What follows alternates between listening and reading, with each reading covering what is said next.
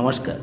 বাচ্চাদের ক্ষেত্রে ডায়রিয়া হওয়ার প্রধান কারণ হলো ভাইরাল ইনফেকশন। তাহলে কোন কোন ভাইরাস এটার জন্য দায়ী? 1 নম্বর রোটা ভাইরাস, 2 নম্বর নোরো ভাইরাস, 3 নম্বর অ্যাডেনো ভাইরাস, 4 নম্বর অ্যাস্ট্রো ভাইরাস। তাহলে ভাইরাল ডায়রিয়াতে কী কী সিমটম থাকে?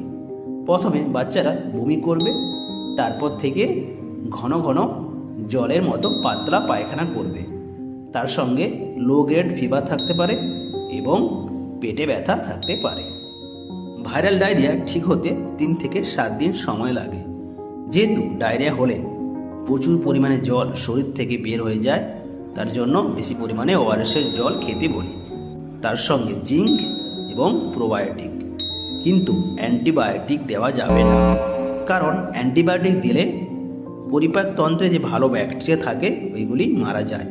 এর ফলে ডায়রিয়া ঠিক হতে বেশি দিন সময় লাগে। সুতরাং কোনো অ্যান্টিবায়োটিক নয়, শুধু ওআরএস, জিঙ্ক এবং প্রোবায়োটিক। Okay, thank you.